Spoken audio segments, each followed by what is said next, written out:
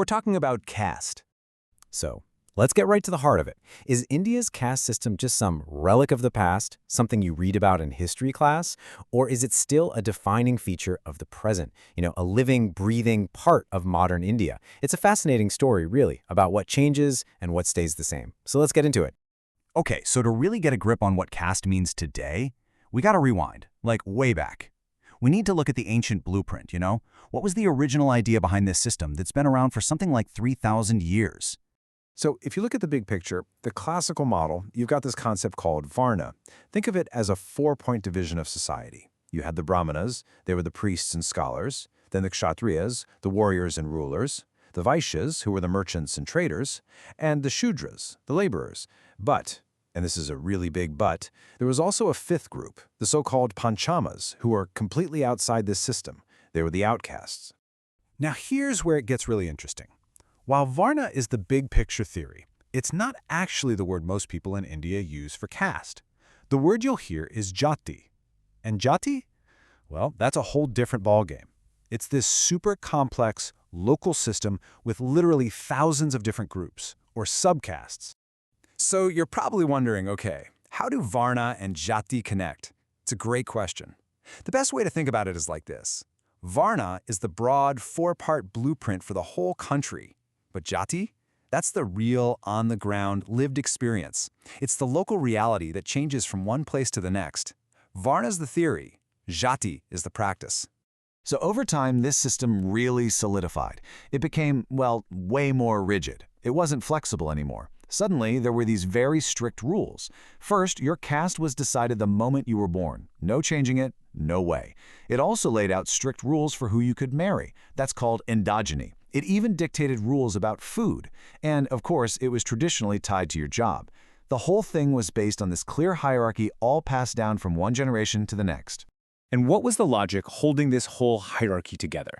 It came down to one core idea: the difference between purity and pollution. So groups that were seen as ritually pure were at the top, and those whose jobs were considered polluting, think about things like handling leather or waste, they were pushed to the very bottom. This wasn't just some abstract religious idea either. It had huge real-world consequences for people's lives. All right, let's fast forward a bit to a really critical moment in this story. Now, it's easy to think of caste as this ancient, unchanging Indian thing. But what if I told you that British colonial rule had a massive and kind of unexpected impact on what caste is today? So, picture this. The British show up, and they're trying to figure out how to govern this vast, incredibly complex society. And in their classic administrative way, they decided the best way to understand it was to count it, to put everyone in a box. They started to measure and categorize caste, and in that very act, they ended up changing it forever. And their number one tool for doing this? The census. They started doing them regularly, but the one in 1901, that was the real game changer. For the first time, they officially tried to rank every single caste in a hierarchy. This wasn't just data collection, it was creating a formal, ranked list. And this process eventually led to the government officially creating a legal category called scheduled castes in 1935. So what was the effect of all this? Well, just by counting and recording everything, they made these identities much more rigid, much less fluid than they might have been before.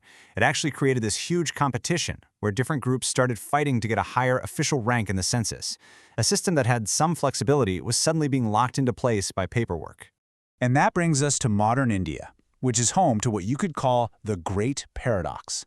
On the one hand, you have a constitution that officially abolished discrimination based on caste. But on the other hand, well, caste is still a huge deal in so many parts of life. But of course, the story doesn't stop there. The story of modern India is also a story of fighting back. Long before independence, you had incredible social reformers who were challenging the whole system. People like Jyotirao Phule and Savitribai Phule. They saw education as the key. They started opening schools for lower caste children and for women, which was absolutely revolutionary back in the 19th century. And that spirit just caught on. Down in the south, in Kerala, you had leaders like Iyankali. He was fighting for things that seem so basic to us now, like the right for Dalits, the lowest in the hierarchy, to just walk on public roads, or for their kids to be allowed to go to school. Imagine that.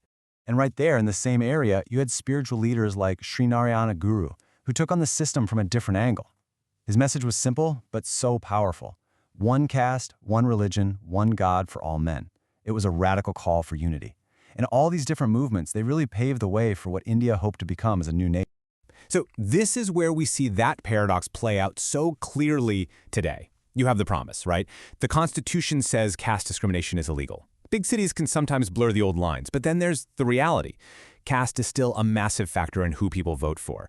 Marrying within your own caste, still incredibly common. And sadly, prejudice against lower castes is definitely still a problem. And this leads to a really fascinating idea in modern India. The idea that for some people, caste has become invisible. For a lot of upper and middle class folks in the cities, it feels like it doesn't matter anymore. But sociologists have a different take. They say it's invisible because the benefits, the social networks, the connections, the head start, are already baked in. You don't see the structure when you're already at the top of it. So, after all that, where are we? Let's go back to that question we started with. Is caste a thing of the past or the present? It's time to put it all together. So, is the caste of today the same as the caste of the past? The answer really is no. It's not the same system you read about in ancient texts, and it's not even the same one the British tried to pin down with their census. The core idea of hierarchy, that has stuck around, but the institution itself has changed in massive ways. It's adapted to democracy, to a modern economy, to city life. It's constantly evolving. And that leaves us with one last thing to think about. Caste is a really powerful, specific example from India, but it points to a much bigger question, one that applies everywhere. How do the invisible structures of the past, whatever they may be in your society, continue to shape who we are and the opportunities we have, right here, right now?